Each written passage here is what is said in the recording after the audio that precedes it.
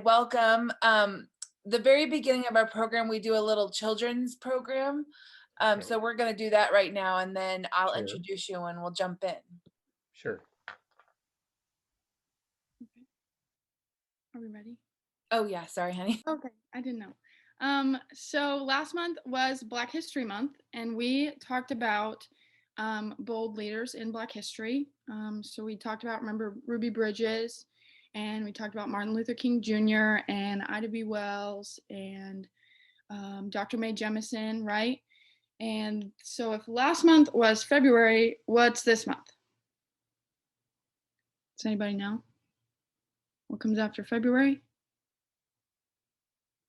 It's March. So March is International Women's Month, which used to only be one day, but now it's a whole month because they found out that women are pretty gosh darn cool, right? So the theme for this year's International Women's Month was, or is, it's still March, choose to challenge. And then they said, a challenged world is an alert world, and from challenge comes change. So remember when we talked about Ruby Bridges, and she was the first little child of color to go to a white school, because a lot of people, just like you and me, they stood up and they said, we're going to challenge that. And they said, that's not right. That's not fair. And so it changed. And then remember we talked about Rosa Parks. She was asked to give up her seat on the bus to a white man. And she challenged that, right? She challenged that and she said, no way, Jose, I'm not standing up. And she changed that. And we see all of that change today. Remember how we talked about last month? We see all that change where anybody can go to any school they want to, no matter their race or gender. And any mommies or daddies can get whatever job they want, no matter their race or gender. And anybody can sit anywhere they want to on the bus, no matter their race. And we see all that change today, but then we also talked about how there is still a lot of change to be done in respect to both race and gender. There's still a lot to be done. So the theme was choose to challenge. So we still do that every day. And then, so I got this book. I don't know if anybody's ever seen this before. Super cute book. There are 40, it's Bold Women in Black History. I don't know if you can read from my screen. It might be too small. But there are 40 different stories of bold women in Black history in it. We're only going to read 2 because that's pretty long. But since we're only going to read 2, I do want one of you guys, one of you families to be able to have it because there's a lot more than just these 2 in here. And it's a nice addition to a bedtime routine because they're kind of short. So we will do that. And if you do want it, but you don't get it, they're at Target if you want to go get one. They also have one by the same author, just called Bold Leaders in Black History. So not just women. But there are some people that you probably do recognize in the book and a lot that you may not recognize and that you don't know about yet. So a lot to learn from it. But first, let me remove my bookmark. Our first one is Wilma Rudolph.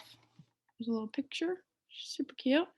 And you probably don't know who she is, but she was a sprinter. And so I'm gonna read her story. Wilma is one of America's most famous sprinters, but her journey to the finish line was a long one. When she was 4 years old, Wilma contracted polio, which is a sickness, for which there was no cure at the time. The disease paralyzed her left leg and she was forced to wear a metal leg brace. Wilma was different and got teased a lot. She was small and her sandy hair made her stand out. But Wilma was also strong. With lots of hard work, determination, physical therapy, she was walking around without her brace by age 12. A year later, she was running faster than all the boys and girls in her grade.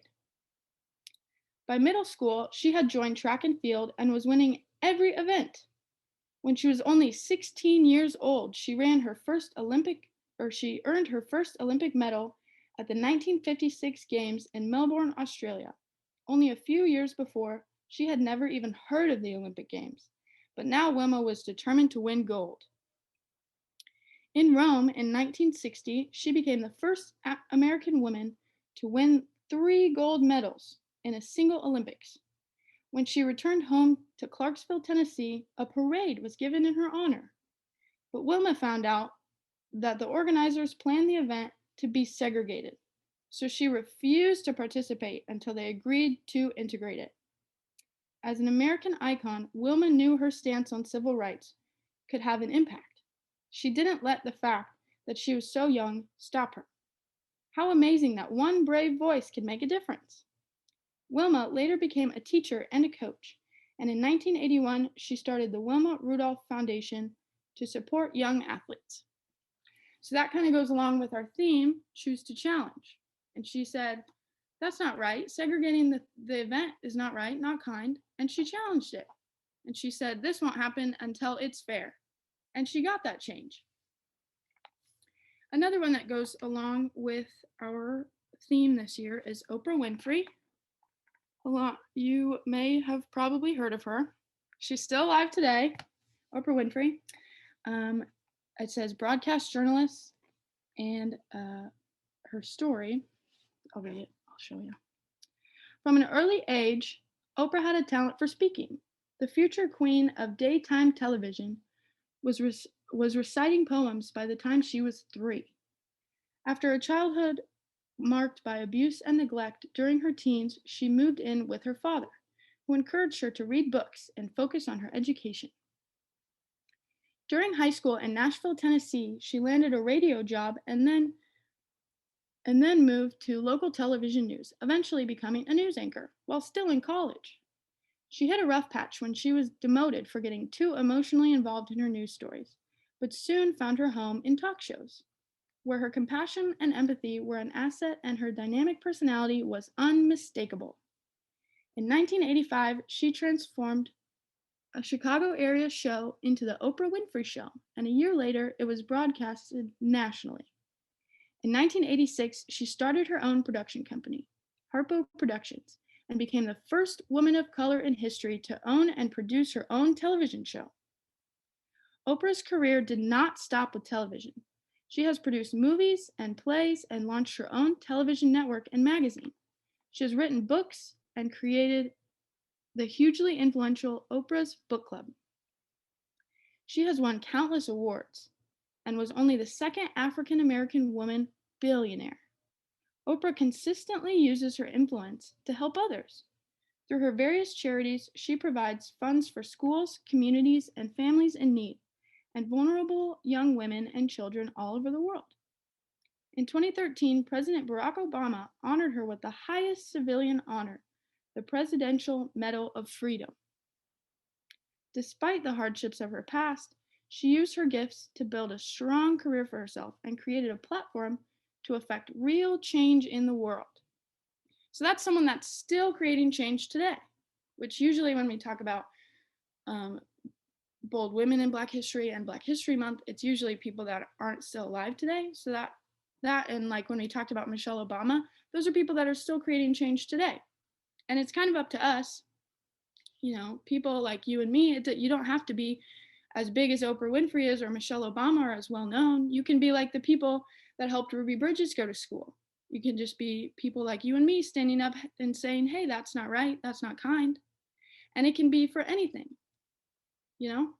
Does anybody have any questions or thoughts?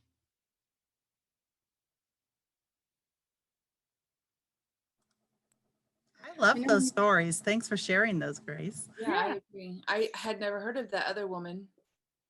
Oh, yeah. Yeah, there are a lot of people in here that I hadn't heard of either. A lot of women. But I think Hannah will be sad that Michelle Obama isn't in here, but maybe you could write your own story for her to put in here. I bet she knows Oprah Winfrey, though. Yeah, I bet you do. She actually asked if that was the Oprah that has Harpo Studios. So I would like to ask the question that she's independent. What? Independent. Independent. She's very independent, that's for sure. Correct. All right. Well, thank you guys for listening. If anybody particularly wants this book, let me know. Otherwise, I guess we'll just have to do a little drawing or anything like that. Well, you don't really have to do a drawing. You can just give it to Lena. Okay. Can do. Mommy, I will have Thank you, Grace. We appreciate you doing this. Yes. Thanks for listening. Even when I have a wiggly, uncooperative child. And that's that's cool. okay. He's still listening, even if he's wiggling. Correct. Alrighty. Now for something unbelievable. Okay. Did you have anything else, Grace? I don't think so. Awesome. That was really good. I liked that a lot. Thank you for doing that.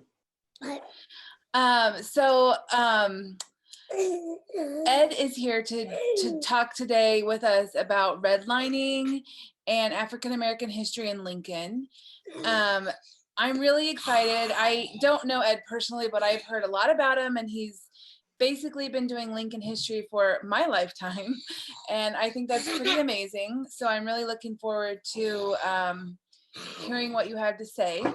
We're a very casual group. We, like you see, we have wild, crazy children running around all the time. So yeah, just be relaxed and have a good time. And if anybody has questions, just ask. And I'll let you take it away. Okay, my wild, crazy children are all older, so they've run away to Michigan and Texas, places like that. I'm going to see if I can share screen. Now you see maybe 3 beautiful kids on some front steps. Yes. Okay, good. Well, this is based on a show I've done for years that I call Lincoln in Black and White, which is about black and white photos and people of several colors as well. And I did a book on the photographs called Lincoln in Black and White, about the photographs of a man named John Johnson. And we'll get to John along the way. And here he is. This is one of Johnson's photos. But you might have heard of Clyde Malone, Clyde Malone Community Center up on 21st and U Streets.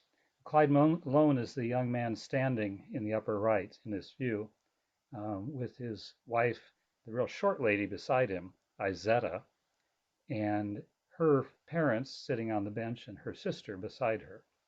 So this is what he calls the Collies. She was Izetta Collie, the Missouri Collies to be exact.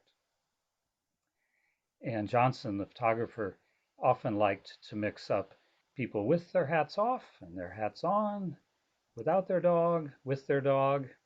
He had some fun with his photos. Now, when I look at Lincoln history, I might look at a place like Wyuka Cemetery. And we can see here the Civil War burial ground in the background. And that big monument on the left is this one. This is John Milton Thayer's monument. And this is the way we might often look at Lincoln history or American history. We might look at the governors, the generals, the senators. And John Milton Thayer was all of those things. He was the general for Nebraska's regiment in the Civil War, and then he was the U.S. Senator from Nebraska. Then he was the governor of Wyoming Territory, and finally he was governor of Nebraska. So a guy like this is sort of in the standard history books, and he even puts his whole history on his tombstone, talking about all of those popular things he did. Here's another way of kind of doing a John Milton Thayer look at Nebraska history, which is to say, and particularly if we're looking for African American history, what was the population of Lincoln at various times? And here's the first 70 years of Lincoln history. And the red line is the overall population. City growing very fast in the 1880s, declining in the 1890s when there was a terrible nationwide depression, and then continuing to grow in the 20th century. The African American history on this chart is the blue line at the bottom. And we might look at that and say, well, we're not going to find any African American history in Lincoln because there aren't enough people. We would be wrong if we thought that. And to switch from just the generals and the governors and the senators, we have to focus in.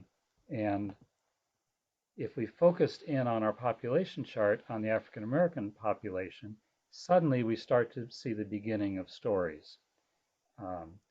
Same fast rise in the early 1900s, same sharp decline, even sharper because the disadvantaged population is going to suffer more in a depression. But really important here, I think, is that by 1890, there are 1,400 people of color living in Lincoln, Nebraska. 1,400 is not a huge percentage of the 50,000 or so in Lincoln, but it's a whole town. It's as big as most of the county seats of Nebraska in 1890. It's a place we should be able to find stories and history, families, churches, all those things of a small town population. So let's go find those stories. And one place we can do that, if we start to focus like we focused on the population map, is even at that Civil War circle. John J. McWilliams in the foreground here, serving in the 2nd Kansas Infantry in the Civil War. That was a black unit, a black regiment, African American regiment, formed up in Kansas. McWilliams in this photo, and this is a John Johnson photo, and I'll keep interspersing his photos through here. By this time, he's almost 70. He has his youngest son standing behind him, Paul Revere McWilliams, and John III on his lap. I'm hoping by the time I reach 70, which will be this October, that I look as distinguished as John Jefferson McWilliams, but I don't think my chances are that good. Although I am working on the chin beard because I admire that. He had sons named Paul Revere McWilliams, Ralph Waldo McWilliams, for Ralph Waldo Emerson.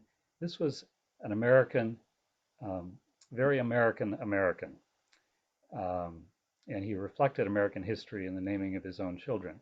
He had been enslaved in Missouri, and he escaped slavery to flee to Kansas to sign up to fight in the Civil War. And when he got to the sergeant who was organizing the regiment, who challenged him and said, "I don't think you're old enough. How old are you?" He didn't know exactly.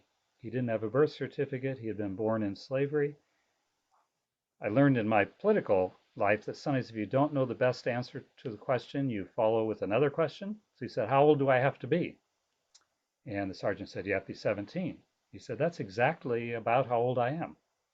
And he served the duration of the war, homesteaded then down near Richardson, in Richardson County in the southeast toe of Nebraska, and then brought his family up to Lincoln in the 1880s so that his children could find husbands and wives among those 1,400 people in Lincoln. And there still are McWilliams in Lincoln, a big population, big family. There, John and Sarah, his wife, had 8 kids, and there are lots of McWilliams all over the country, but still lots of the McWilliams family still here in Lincoln. We can also go back to the Civil War Circle and see First Sergeant James W. Bush in the Massachusetts 54th. This was a really historically significant African American regiment in the Civil War, one of the very first to organize after Abraham Lincoln allowed the enlistment of black soldiers through the Emancipation Proclamation. And this unit is so famous that on Boston Common, there's this beautiful monument to what they call Shaw's Regiment. By the rules of the Army at the time, the officers of these units were all white. The enlisted men were all African American.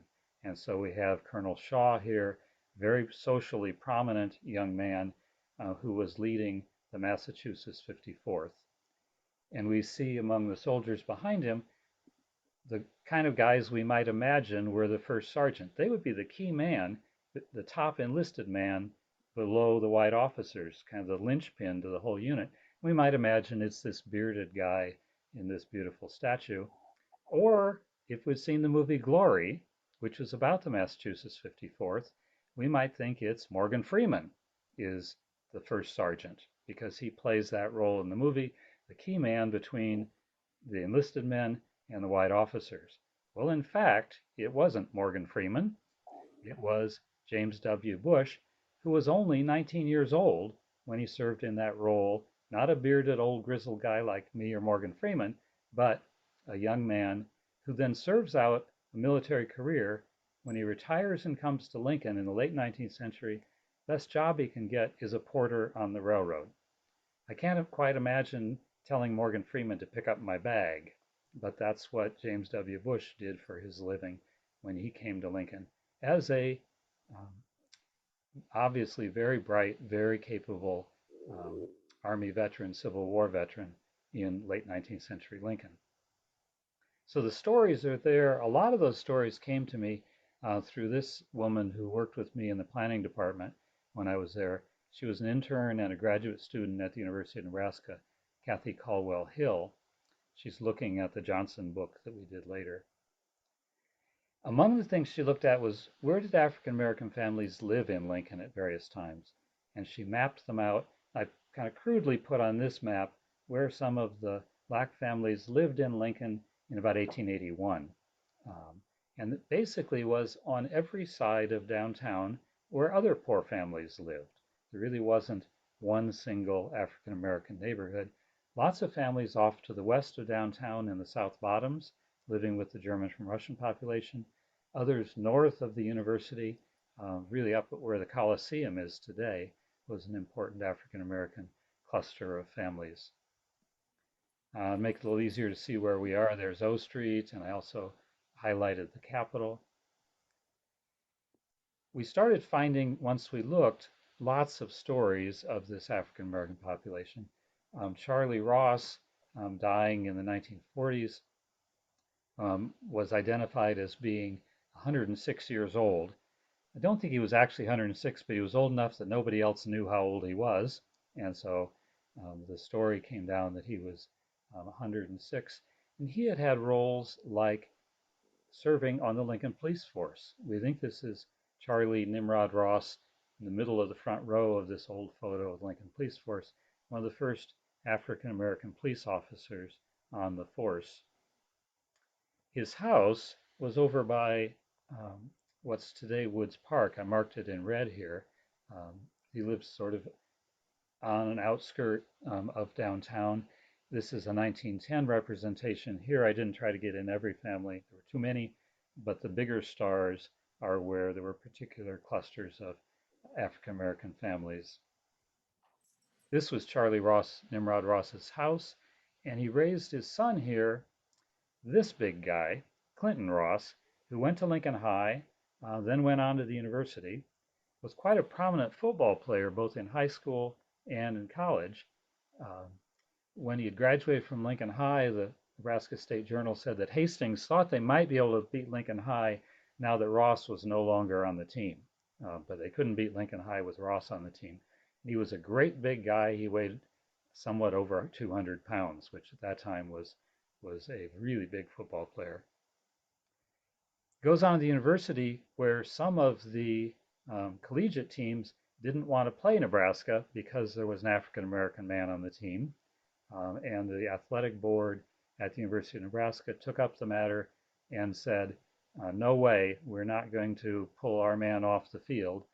You can forfeit if you don't want to play us, but we won't take Ross off the team. I'm going to get back to the guy in the red line here, but one of the earlier football players who was an assistant coach when Ross was on the team was a man named Harvey Rathbone.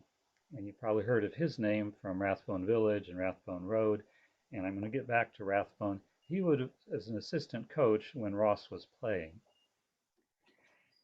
Ross graduates from the University of Nebraska about 1916.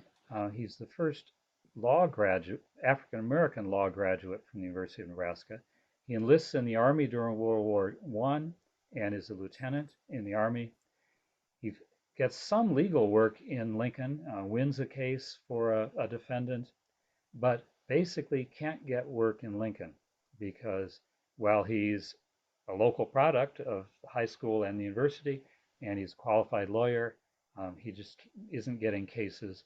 Goes off to LA where there's a larger African American population and settles in LA for the rest of his life.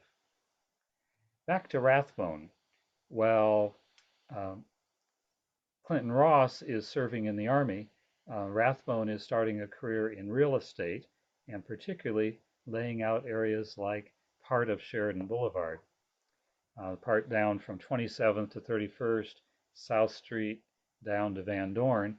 And that was the first place under Harvey Rathbone's ownership that there were racial restrictions written into the deeds of the properties. The Woods brothers had started Sheridan Boulevard up at south at about 24th Street, in 1909. And on their portions of Sheridan Boulevard, the northernmost portion of Sheridan Boulevard, they had restrictions. You had to spend a certain amount of money if you were going to build on their land on Sheridan Boulevard. $10,000 was that amount of money. You could build for $6,000 on the side streets, but $10,000 on the boulevard. You had to set your house back a certain distance. You couldn't have livestock in the backyard, but they had no hint in the Woods Brothers restrictions about race.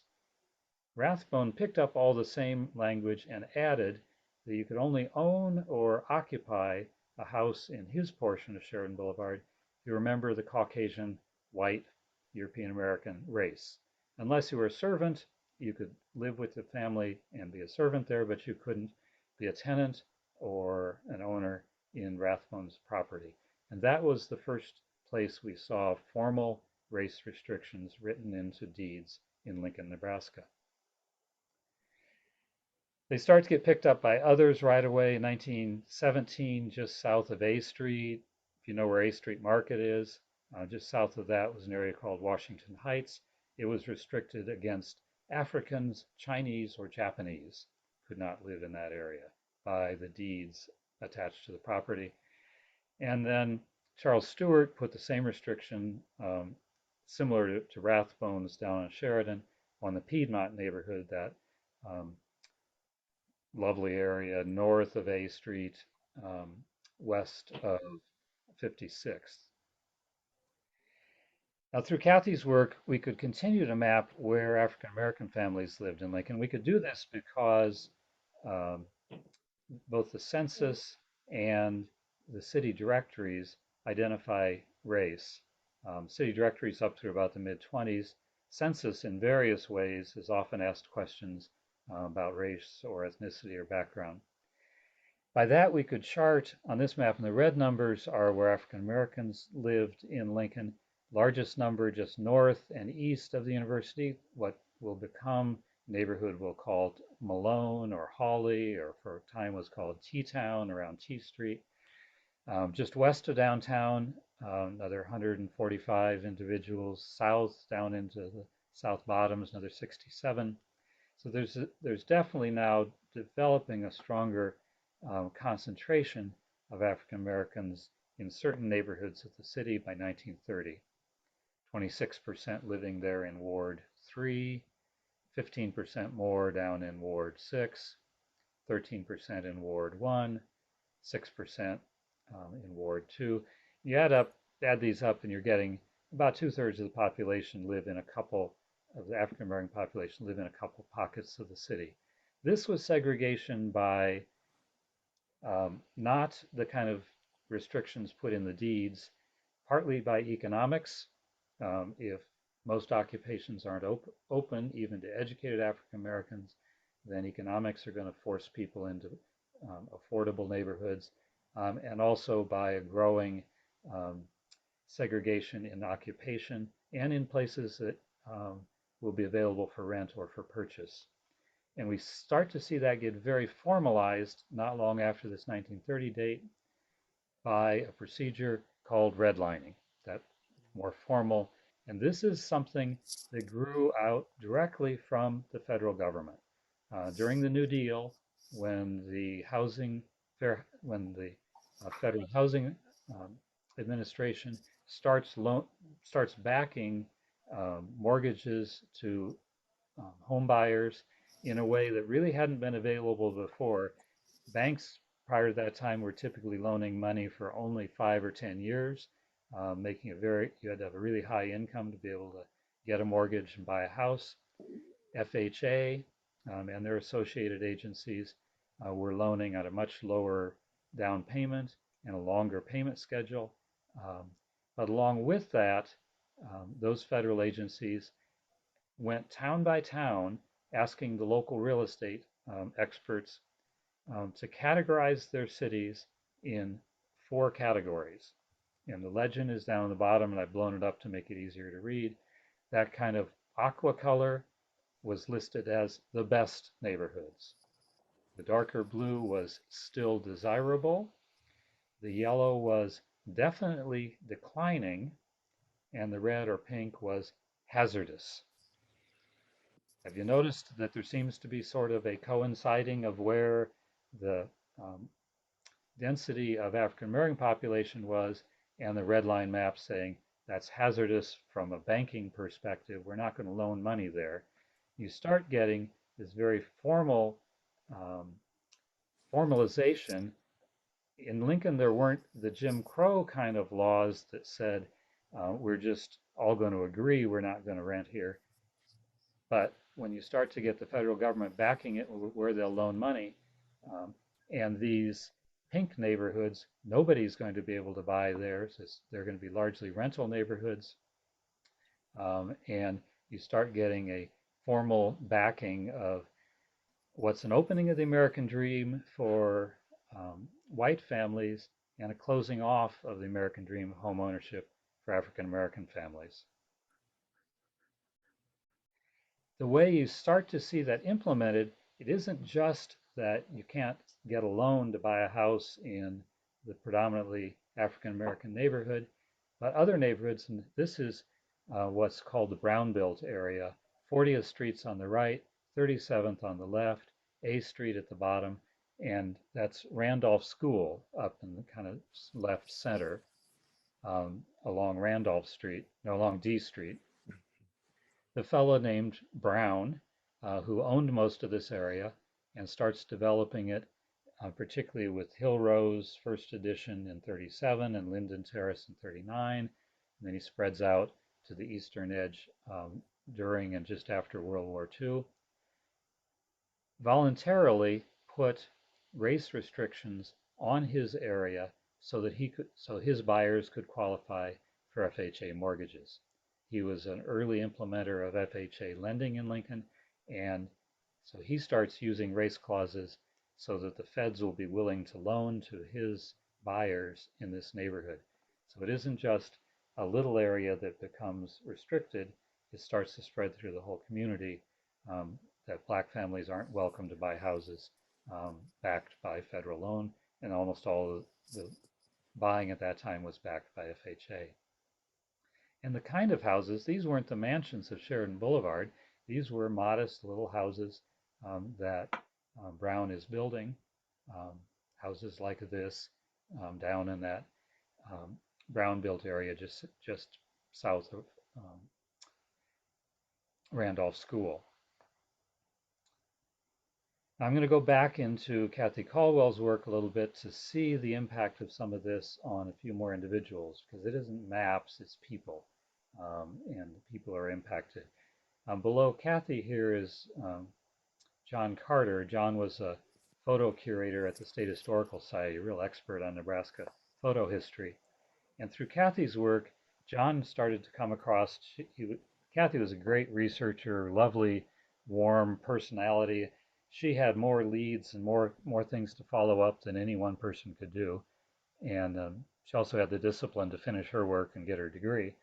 So she started sharing some of these finds and sent John off to see some photos that actually were in the ownership at that time of some of the McWilliam family. And this was one of, he didn't see the photo like this, he saw a glass plate negative. Now, John had a mind like Photoshop. He could hold up a negative and flip it in his head. You look at this picture in a negative, these are little white kids. Obviously, they're not little white kids. They're little African-American children sitting on a porch. Probably mom is sitting behind them. If you look down the lower right, that's probably her gingham skirt. And I think she's got a fistful of the little boy's dress. The one without any ribbons in his hair, I think, is her little boy. And then two older sisters. And she's got his dress in her hand so he doesn't topple off the porch railing there. The beautiful photos. John said he had held Ansel Adams photos in his hands, and he was more excited to see these photos from Lincoln, Nebraska. As glass plate negatives, there's no notes on the back, there's no signature, so we started kind of in the dark of who was the photographer of these lovely views. Here's another husband and wife standing. What we see behind them is the backdrop that this photographer used. He had no studio. He's often out on people's front porches, and he'd tack up a backdrop to frame their picture. Some of the people that show up in the pictures give us further threads of Kathy's key stories. This lady was named Brevi. Hill was her maiden name. Lilly was her last name. Her husband, Leon Lilly, was a chauffeur. But this great dignified lady came from a big Hill family of Lincoln, and her sister Zanzi Hill, graduating here. This shows her in the Lincoln High yearbook. She graduates Lincoln High, goes to the University of Nebraska, the first African American female law graduate in about 1927. She can't get work in Lincoln and goes off to be the general counsel of an insurance firm in Arkansas. Unfortunately, died in a very young age in the 1930s. Her sister, Zacadine Hill, and their father was very oriented towards their African roots, and he gave his kids these magnificently exotic names, drawing on his idea of African names. Zacadine goes to Lincoln High. She goes then on to the university and on to medical school and becomes Dr. Zacadine Hill Fox in her married years, and died just a few years ago. She couldn't get work in Lincoln and lived out her career as a doctor in St. Louis. So we're educating people in Lincoln. They're obviously very capable individuals, but we're not as a community taking advantage of their human capital by not employing them in what they've been educated and credentialed to do.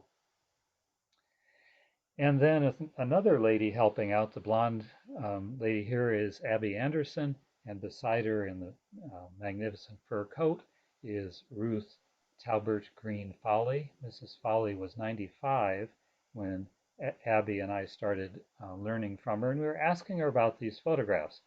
It was a little funny. We were talking to a lady who was essentially blind, asking her if she recognized people in pictures, but we're describing this picture, which had come from a collection of these negatives that was all the way off in California. And she got up from speaking with us, went back to her bedroom silently, came back out with a box of family photos and said, "Yes, that's me. My father, Reverend Albert Talbert, my brother Dakota, my mother Millicent, and Mr. John Johnson took our picture."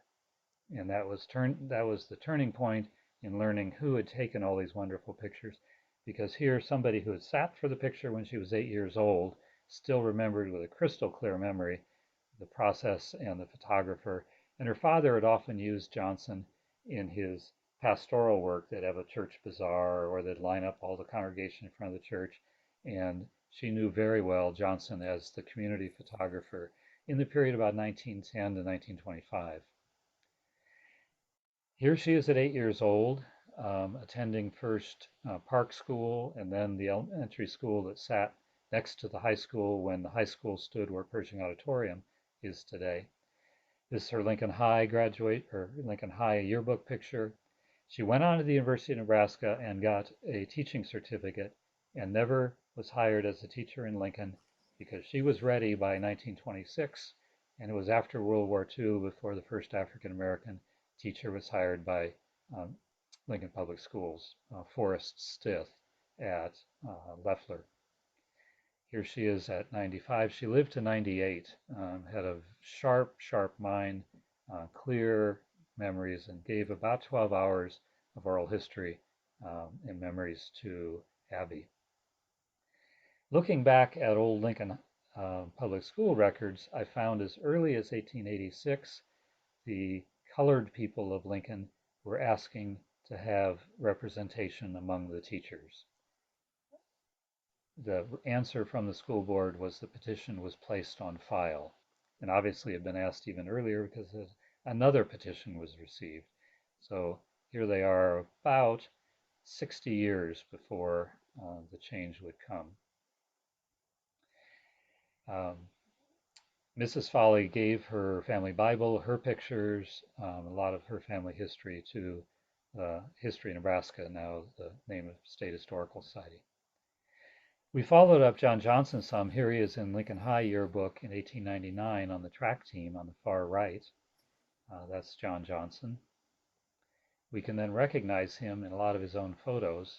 He's not in this view. This is the Quinn Chapel congregation about 1910, and he stamped this with his signature on the lower left. It's the only, this was a paper copy that the Thomas family in Omaha still had. It's the only signed John Johnson photo I've found. And there's his ink stamp signature. And it matches up the signature I find in other documents. His father was another Civil War veteran and served in the 1st Nebraska, which was remarkable because that was a white unit. But Harrison Johnson had been a slave in Arkansas. He escaped into the arms of the 1st Nebraska, and they sheltered him and allowed him to sign up with them. And he fought the rest of the war as a member of the 1st Nebraska. And after the war, came back to Lincoln, was in the Civil War veterans organizations, was acknowledged as a comrade in arms by the Lincoln 1st Nebraska, buried at Wyuka. This was his house where John Johnson grew up. It was down at 1310 A Street. It shows up frequently in Johnson's photos. Johnson's primary work, because occupations were so restricted in Lincoln, was as a janitor or a laborer. And here he's taken a picture of the workmen who worked at Old City Hall and the post office and courthouse. This would be the 9th Street view looking west. There's another building between these guys and the building behind them now. And at the back of that group is Johnson himself. He's set up his camera on a tripod. He's got somebody else to hit the shutter for him when he's ready, lined up, and he's having his picture taken in his work clothes with the rest of this crew of the workmen, probably from the post office courthouse. Now, Johnson doesn't always portray himself as a janitor because he's also the community photographer. He's also a homeowner down on A Street. And this is Johnson again in front of that little house with this lovely lady in a white dress. So he's showing his work day and his home life here. And he takes pictures of that lady up on the porch, and she's not just in a white dress, but white hose and white shoes with a cat on the lap. There's the address of 1310A. Some of these photos I can identify down to a house and a person by the address showing up in the photo. She's up on the porch swing reading. If we get in close enough, we can see she's reading a magazine that has a picture of a sailing ship on the front, and it's pretty hard to see, but stretch your imagination. It says Ladies' Home Journal above the sailing ship. And there's Ladies' Home Journal with that sailing ship, August 1918. A very significant date. Johnson was a bachelor until August 1918 when he married a widow lady named Odessa Price from Kansas City. And this is Mrs. Johnson, formerly Mrs. Price, seated on the porch, probably in her wedding clothes. And that's that beautiful picture. He's taking his own wedding pictures is what he's doing in these views. This magazine also opens up a different way of looking at, and the last thing I'll touch on, different way of looking at what's happening in Lincoln and nationwide between the black and white communities at the time. Sailing ship on the front. On the back cover is an advertisement for cream of wheat. And there's one of the kind of occupations available to a black man in 1918 America, the chef. I love to eat. Nothing wrong about being a chef, but it's not the only thing that should be available. If we look at the back of the July issue, we see an advertisement for a gramophone, a record player, with a bunch of cartoon figures. And if we go down to the lower side of the cartoon, we get what's probably a jazz band playing away. And this is not a dignified chef picture. These are very stereotyped black musicians playing. And look at the guy in the kind of upper left, an old man with a broken leg, but he can't help but dancing because the music's so lively. This is dominant culture view of African Americans in 1918 America. Countercurrent to that going on is what was called the New Negro Movement. And it meant this is old Negro. This is how the dominant culture is showing us. We're also going to show you who we are ourselves. We'll write our own literature. We'll do our own paintings.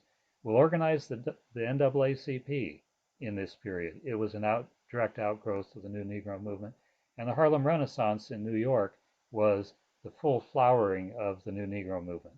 Literature and poetry and art coming out of the African American community itself. Well, John Johnson in Little Lincoln, Nebraska, in a tiny percentage slice of the overall population, is doing New Negro Movement pictures of his subjects, of himself. This is a family sitting on a front porch, a cat at their feet, plants on the porch, newspaper on the lap. This must be Sunday afternoon. And you see this picture, beautiful couple, beautifully dressed, looks like a pretty grand house. This is the subjects and the photographer together saying, here's who we are at home.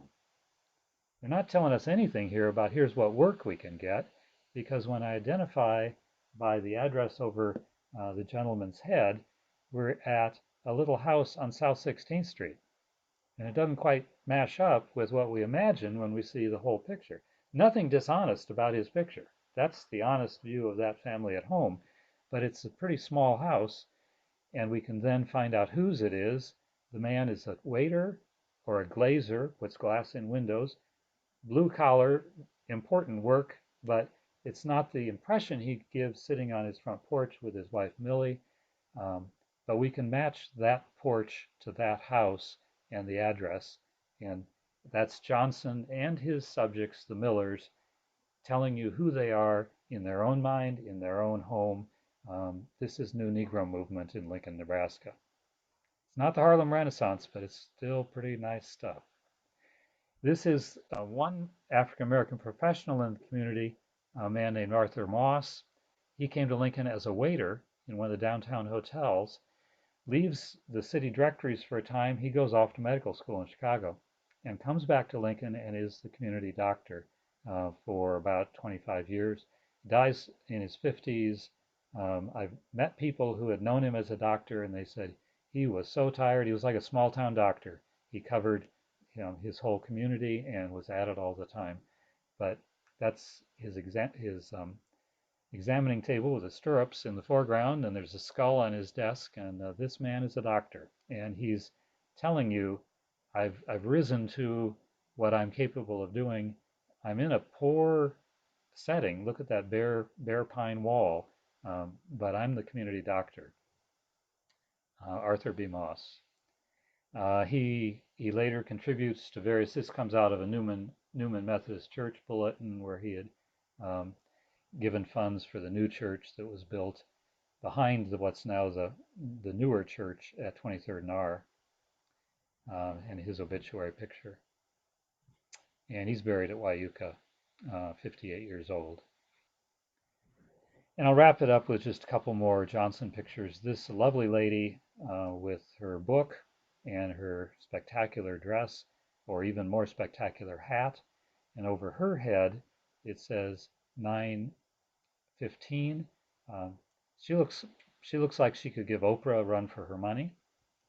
915 was 915 U Street.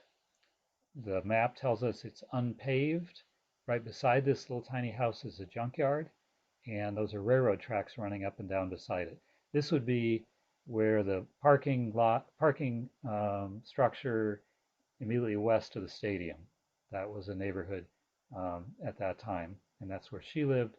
A woman named Mamie Griffin, and she was a cook at the sororities. Her husband was a cook at some of the hotels, and they live in that little house, but she's not presenting herself as a cook. She's presenting herself as a reader, as a lady who really knows how to dress and how to carry herself, and that's New Negro Movement, self-image, self-portrait, not dominant saying who she should be.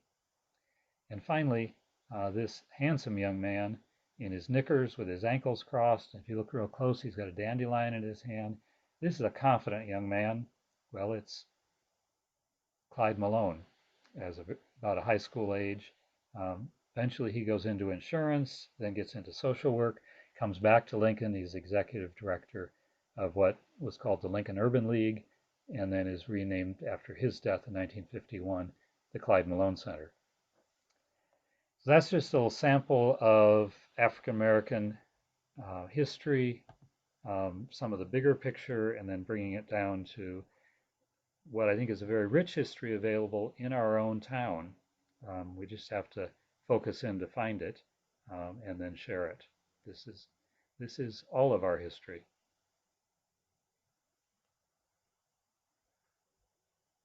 That was wonderful. It was. I'd been here for years and didn't know like any of that. So, wow. We learn stuff by being, but also by finding it and listening to each other and learn it from people like Ruth Foley. She was 95. The lady that brought us to meet her said we needed to talk to an elder. The lady, that lady was about 87, but she didn't count as an elder because Mrs. Foley was 95. So there's elders and then there's elders. So I'm working on getting to elder status, but I've got a little depends upon who you are, I think, whether I'm an elder or not. Does anybody have any questions? I just have a quick question about Wayuka. I've taken your tour there before. I just wondered if a lot of the African Americans are buried in the same area at Wayuka or if they're kind of spread all out. It's very much like the community. It varies by time because in those early maps, when the black families are spread sort of wherever other poor families lived, north and west and south, and then the city gets more segregated. There was a big Ku Klux Klan clavern in Lincoln in the 20s. We start to see that racial restriction in the lending in the 30s. And Wayuka establishes an African American section, Section 29, where Mrs. Foley's buried and Clyde Malone's buried. Prior to that time, there were a lot of African Americans buried among the soldier circle. There's about a dozen black Civil War soldiers in Wayuka out of the 100,000 who had enlisted. And along the fence line up towards that old water tank at the top of the hill had been quite a few families were buried in that section. So it was more spread out and then became more segregated, just like the whole community did. And that's, I think, a lot of what I find at Wayuka is it reflects community history. You can find a lot of community history there. You start with just a name and a stone, and you got to go deeper than that, but it's there. So I have a question since, you've, I was just surprised at when you said they started putting those restrictions into the land of who could have a home there. But if I remember correctly from your census, it was only like 1,000 African American people at that time. Is that correct? 1916, when the race restrictions first came in Sheridan Boulevard, there was probably more like 800 African Americans in Lincoln, and none of them had the money to buy on Sheridan Boulevard. Yeah. And it was snob appeal. It was just flat out overt racism. It was going to do the Woods one better and put race in as well. And it was a time, teens and 20s was when the second Ku Klux Klan arose. Woodrow Wilson had a good idea in the League of Nations. He was also the one who segregated the army in the middle of the time that World War I was going on. And so it was a time of, I think, increasing restriction. Nimrod Ross gave an interview in the 30s in his very late years, and he said things have gotten a lot worse. When I was a younger man, I could be a policeman. He was in charge of the city jail for a time. His son goes to university and starts to encounter increased racism, both at the university, in work, and in other teams won't even play Nebraska if they've got a black man on the team. Imagine college football teams today without any black men on them. We'd have, what, field hockey? Something else. Well, a lot of sports. I mean, yeah, musicians and. It was a time of increased segregation, and it runs through housing. The federal government didn't create segregation through redlining, but sure reinforced it and made it then durable and pervasive. And most families' biggest asset in their net worth is their house. And if you could never buy a house, it's pretty hard to get that leg onto the ladder. And we still see, I think, effects of that today. When did they stop having racial, I don't know what to call it. The kind of restrictions we saw from Rathbone, the private ones that were built into the deeds of the property, um, start to be found illegal in the 1950s. It's really the Civil Rights era, and the Civil Rights Act and the Fair Housing Act, which ironically is also the FHA, which was the FHA in the New Deal that had put redlining in place. FHA of the Civil Rights era of the 60s outlaws discrimination in housing nationwide. And so it's a gradual process through the 50s and court findings, and then it becomes law of the land in the 1960s, that you can't discriminate for a whole set of characteristics, race among them, in lending, in mortgage, in housing, in rental. So all of that takes a long time, and it's still obviously there's lots of segregation in the patterns of where people live today. Is that still true in Lincoln? Like, what's it like maybe now, as far as, I know there's not a lot of like we aren't like legally segregated or whatever, but like, what's the race, I can't think today, but what's the spread of races around Lincoln now? I think today Lincoln is pretty distributed. We certainly we certainly sort out neighborhoods by income, and I think if you look at school populations, I was on the school board those years, and there's a cluster of the low-income schools in the center of the city. That's and the other thing we find, though, I think, and people forget, is that outcome doesn't really depend on which school you go to. It depends a lot on the wealth or poverty of the home you go home to.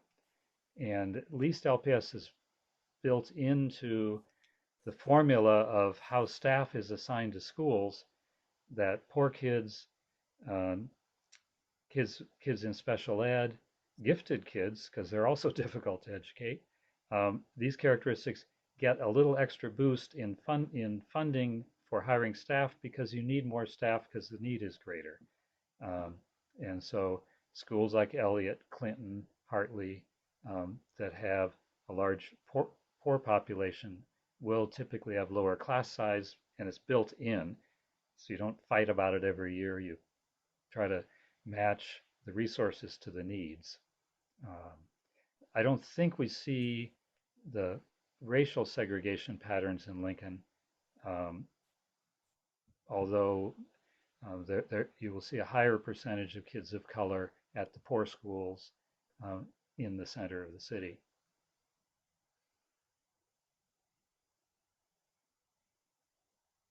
John, I see your screen light up now and then, and I'm dominating. That's not my goal. No, that's okay. You're doing fine. I mean, I'm learning a lot. I mean, some that I've known, but I'm learning more. Let me ask you this.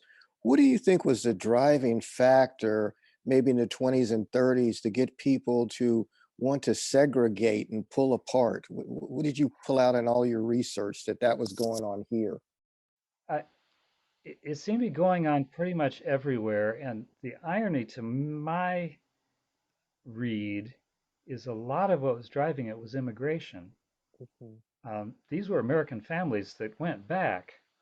You know, the African American families often went back a lot earlier than the European American families, and families like McWilliams had fought in the Civil War and all of those characteristics, but there were big populations of non-English dominant European immigrants coming in, the Italians, other European groups, and they assimilate quicker because they don't stand out as much by color. They're discriminated against most strongly in their early language entry into a community. But then there's also sort of a pulling up, we see it certainly today. We're here and we don't want anybody else coming. And I think the African American families were easily identifiable and started suffering the slings and arrows of the anti-immigrant feelings of the first couple decades. Ku Klux Klan hated everybody. They were kind of all inclusive, but they were against immigrants and African Americans and Jews and Catholics. And Catholics was their way of saying Irish. Some of the biggest battles between Klan and locals were in South Bend around Notre Dame, because the Irish were a target of the Klan as well. So I think some of it is we have an awful way of doing a pendulum swing, and it seems like maybe the last couple presidents showed us something about pendulum swings. But I think we also, people that are more readily identifiable as different, when people get anxious about their security, suffer the most. I grew up in North Omaha in the 50s and 60s, and actually,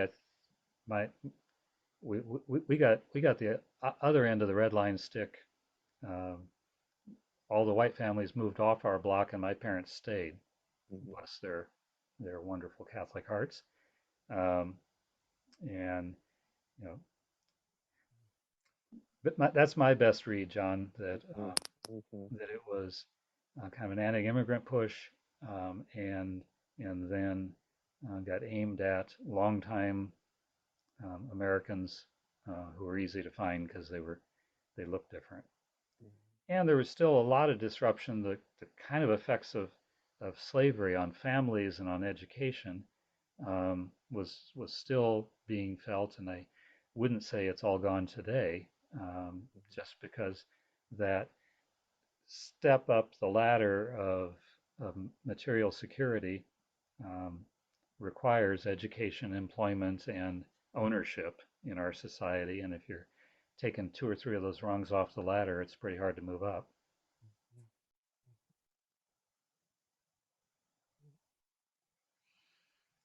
Our work is not done, as you parents know.